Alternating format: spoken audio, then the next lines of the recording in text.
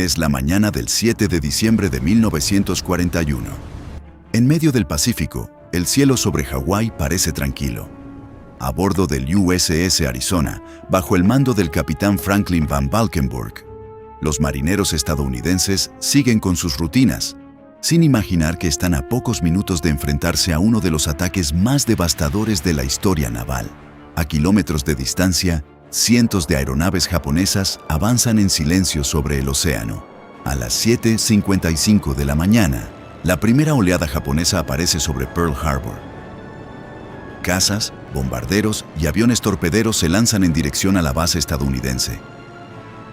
El cielo se llena de explosiones, humo y fuego. Los barcos anclados comienzan a ser alcanzados. Entonces, los japoneses encuentran su objetivo. El USS Arizona está en el puerto, rodeado por otros buques de guerra, cuando una bomba impacta en su zona delantera.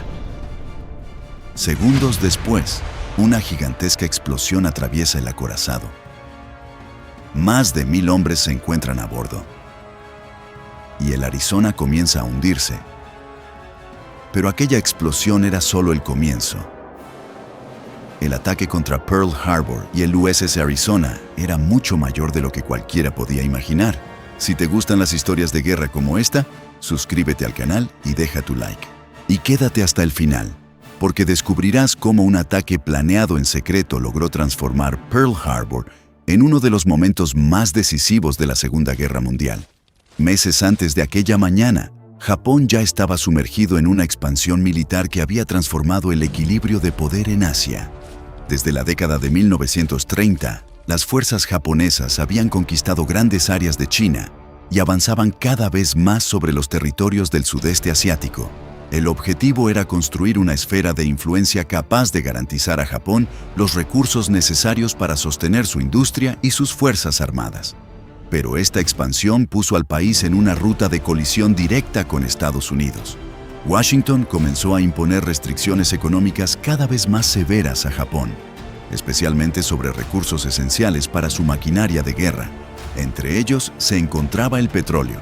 Para los líderes japoneses, la situación se volvía cada vez más difícil.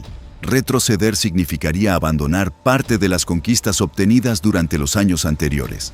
Continuar avanzando significaría correr el riesgo de entrar en guerra con una potencia industrial mucho mayor. Japón tenía que decidir qué camino seguir. Y, a finales de 1941, sus líderes llegaron a una conclusión que cambiaría el curso de la historia. Si una guerra con Estados Unidos era inevitable, creían que el primer golpe debía ser devastador. Era una apuesta extremadamente arriesgada. Pero antes de que aquel plan pudiera llevarse a cabo, sería necesario preparar una fuerza capaz de atravesar el Pacífico y ejecutar una operación que dependía de una precisión absoluta. Mientras Estados Unidos aún no sabía lo que se estaba preparando, Japón organizaba una de las operaciones navales más audaces de toda la Segunda Guerra Mundial. La misión exigía algo que parecía casi imposible: llevar una gran fuerza de portaaviones a través del Pacífico, acercarla a Hawái sin ser descubierta y lanzar cientos de aeronaves contra Pearl Harbor en un ataque coordinado. Para ello, la Armada Imperial Japonesa reunió 6 portaaviones en la llamada Fuerza de Ataque, bajo el mando del vicealmirante Chuichi Nagumo. A bordo se encontraban 353 aeronaves, entre cazas, bombarderos en picado, bombarderos de nivel y aviones torpederos. Cada tipo de aeronave tenía una función específica. Los cazas debían proteger la formación y enfrentarse a la aviación estadounidense. Los bombarderos en picado atacarían los barcos y las instalaciones militares. Los aviones torpederos, por su parte, tendrían una misión especialmente peligrosa: lanzar torpedos contra los grandes buques estadounidenses anclados en el puerto. Pero la operación no dependía únicamente de la cantidad de aviones. Los japoneses necesitaban coordinar cientos de aeronaves que despegarían de diferentes barcos, volarían sobre el océano y llegarían al objetivo prácticamente al mismo tiempo. Para aumentar las posibilidades de éxito, los pilotos recibieron información detallada sobre Pearl Harbor, sus barcos, pistas de aterrizaje, instalaciones y posibles objetivos. El entrenamiento también fue intenso. Los pilotos practicaron ataques contra modelos que reproducían las características del puerto y realizaron ejercicios específicos para lanzar torpedos en aguas poco profundas. Esto era fundamental. Pearl Harbor no era un océano abierto. Los barcos estadounidenses se encontraban dentro de un puerto relativamente poco profundo, donde un torpedo convencional podía simplemente tocar el fondo antes de alcanzar su objetivo. Los japoneses desarrollaron modificaciones para que estas armas pudieran funcionar en ese entorno. Mientras tanto, los portaaviones recibían combustible, municiones y suministros suficientes para una operación que exigiría un silencio absoluto durante la aproximación. A finales de noviembre, la fuerza comenzó a abandonar Japón. Los barcos no seguirían las rutas marítimas más transitadas. La idea era desaparecer en el Pacífico Norte, lejos de las principales rutas comerciales y de los ojos estadounidenses. A partir de ese momento, cientos de hombres navegaban hacia Hawái sin saber si lograrían regresar. Y cuanto más avanzaba la flota por el océano, más importante se volvía una sola cosa: no ser descubierta antes de llegar al punto de lanzamiento. Pero, mientras los 6 portaaviones avanzaban silenciosamente por el Pacífico, una pregunta comenzaba a volverse decisiva. ¿Los estadounidenses detectarían la presencia de la flota japonesa antes de que fuera demasiado tarde? La fuerza japonesa avanzó por el Pacífico Norte, manteniendo el máximo silencio posible. Los barcos evitaban las rutas más transitadas y mantenían las comunicaciones extremadamente restringidas, porque cualquier transmisión podía revelar su posición. Durante días, los 6 portaaviones navegaron hacia Hawái sin encontrar resistencia. Mientras tanto, en Pearl Harbor, la rutina continuaba con normalidad. Los estadounidenses sabían que las relaciones con Japón se estaban deteriorando, pero no imaginaban que una fuerza de ataque de semejante magnitud se estuviera acercando por el océano. Cada hora, los japoneses estaban más cerca de su destino. El 6 de diciembre, la flota ya se encontraba a cientos de kilómetros de Hawái. Los pilotos recibieron las últimas instrucciones y los mapas fueron revisados una vez más. Aquella noche, los hombres que se encontraban a bordo de los portaaviones sabían que, al amanecer, ya no habría forma de dar marcha atrás. La flota japonesa había llegado al punto desde donde podía lanzarse el ataque. Y, mientras los aviones permanecían preparados en las cubiertas, Pearl Harbor dormía sin saber que la mayor amenaza de su historia se encontraba a pocas horas de distancia. Mientras la flota japonesa se acercaba por el Pacífico, Pearl Harbor comenzaba aquella mañana como cualquier otra. Era domingo, 7 de diciembre de 1941. Dentro de la base, los marineros comenzaban sus tareas mientras los barcos permanecían anclados unos junto a otros. En las pistas de aviación, decenas de aeronaves estaban estacionadas en tierra, muchas de ellas agrupadas unas cerca de otras. La rutina parecía normal. Existía preocupación por Japón, pero nadie esperaba que el ataque comenzara en aquel momento. La propia disposición de las aeronaves estadounidenses ayudaba a explicar aquella sensación de seguridad. Estaban concentradas para dificultar posibles sabotajes y no dispersas por las pistas, como lo habrían estado en una situación de máxima alerta.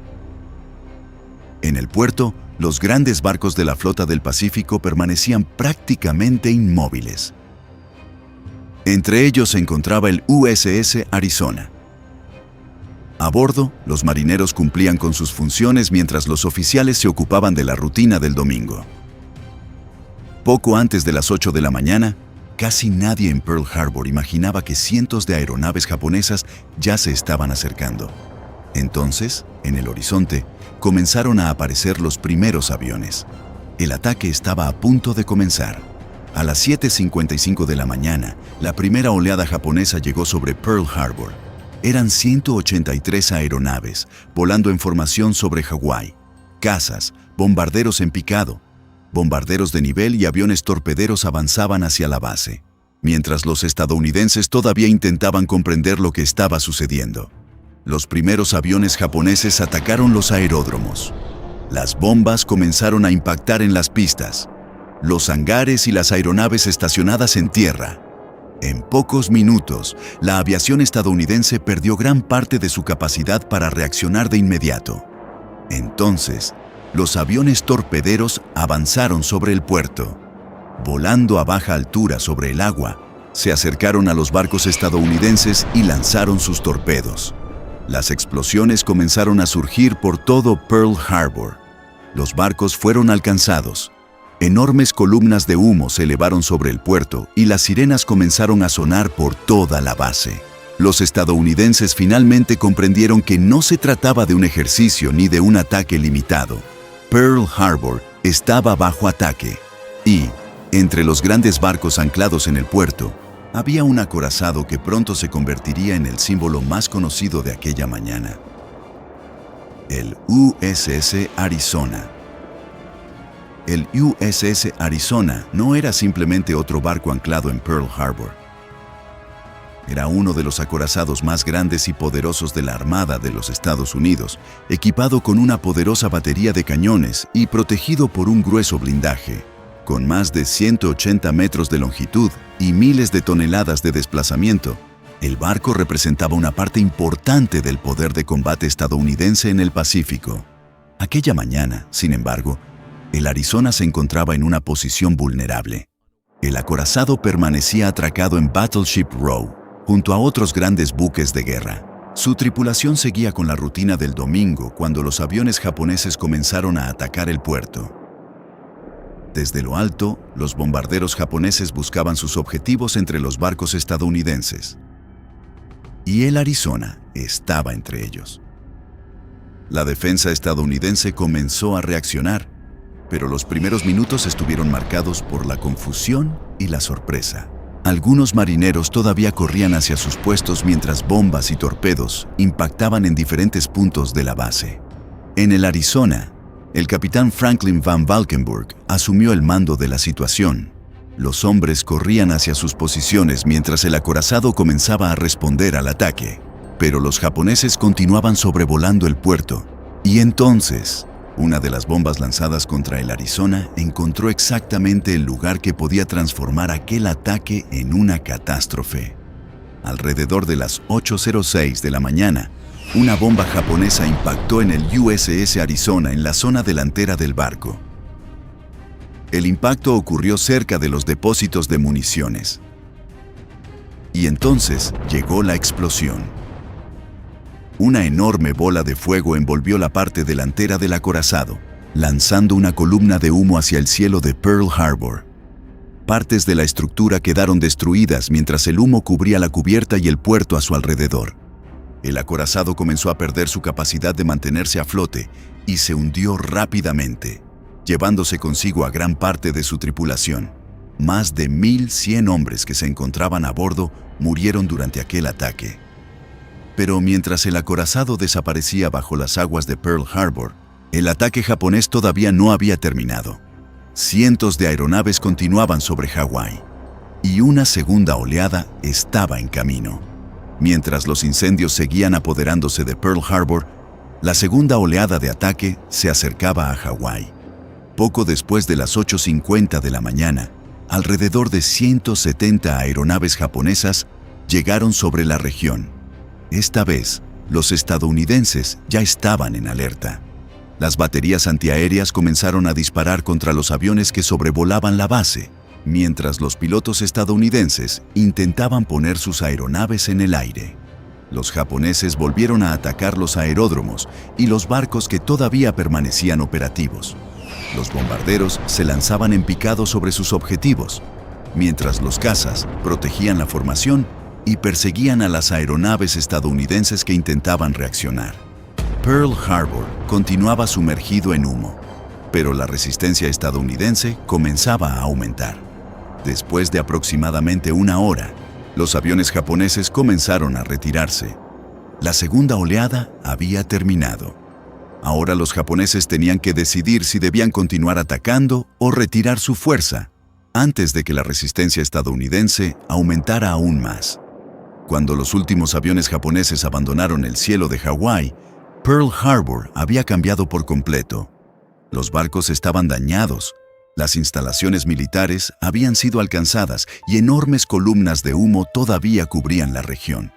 El ataque había dejado fuera de combate a una parte importante de la flota del Pacífico. pero no había destruido toda la capacidad naval estadounidense. Varios barcos dañados serían posteriormente reparados y regresarían al servicio. Y había otro detalle que tendría una enorme importancia para el futuro de la guerra. Los portaaviones estadounidenses no se encontraban en Pearl Harbor aquella mañana. El Enterprise, el Lexington y el Saratoga estaban fuera del puerto. Eso significaba que, a pesar de la magnitud del ataque, Japón no había eliminado la principal arma que Estados Unidos utilizaría para reconstruir su fuerza en el Pacífico. El impacto político, sin embargo, fue inmediato. La sorpresa provocada por el ataque generó una reacción sin precedentes dentro de Estados Unidos. Al día siguiente, el presidente Franklin D. Roosevelt se dirigiría al Congreso para anunciar que Estados Unidos entraba oficialmente en la guerra. El 8 de diciembre de 1941, Estados Unidos declaró la guerra a Japón. El ataque a Pearl Harbor había transformado por completo la posición estadounidense frente al conflicto. Hasta aquella mañana, el país todavía estaba oficialmente fuera de la Segunda Guerra Mundial. Después del 7 de diciembre, millones de estadounidenses comenzaron a prepararse para una guerra que se prolongaría durante años y que alcanzaría prácticamente todos los rincones del Pacífico. Para Japón, el ataque había conseguido una impresionante victoria inicial, pero había un problema que se haría cada vez más evidente. Estados Unidos poseía una capacidad industrial gigantesca. Mientras los astilleros estadounidenses comenzaban a construir nuevos barcos y los fabricantes producían miles de aeronaves, la guerra dejaba de ser una operación rápida y comenzaba a transformarse en un conflicto prolongado. El USS Arizona nunca volvería a navegar.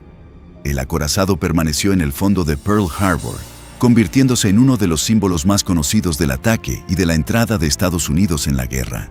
Décadas después, el lugar donde el barco se hundió continuaría preservado como un memorial, mientras parte de la estructura del Arizona permanece bajo las aguas del puerto. Pero quizá la mayor consecuencia de aquella mañana no se encuentre únicamente en los barcos destruidos. El ataque que pretendía darle a Japón tiempo para expandir su imperio terminó despertando a una potencia que poseía los recursos necesarios para sostener una guerra mucho más larga de lo que los estrategas japoneses esperaban. En pocas horas, Pearl Harbor dejó de ser simplemente una base naval atacada. Se convirtió en el punto de partida de una transformación que cambiaría el curso de la Segunda Guerra Mundial. El USS Arizona permanece en el fondo de Pearl Harbor hasta el día de hoy, como un recordatorio de una mañana que cambió el mundo. Y la historia del USS Arizona todavía no ha terminado. En 2026, los investigadores avanzaron en la identificación de 141 tripulantes que permanecen desconocidos desde el ataque, utilizando nuevos análisis de ADN. Más de 8 décadas después, la tecnología todavía intenta devolverles sus nombres a los hombres que desaparecieron aquella mañana. Y quizá esta sea la parte más impresionante. Un ataque planeado para debilitar a Estados Unidos terminó ayudando a desencadenar una guerra que cambiaría por completo el destino de Japón. En tu opinión, ¿el ataque a Pearl Harbor fue una estrategia brillante que terminó saliendo mal? ¿O Japón nunca tuvo posibilidades reales de ganar una guerra prolongada contra Estados Unidos? Déjanos tu opinión en los comentarios. Y si te gustó esta historia, suscríbete al canal y deja tu like. Hasta el próximo documental.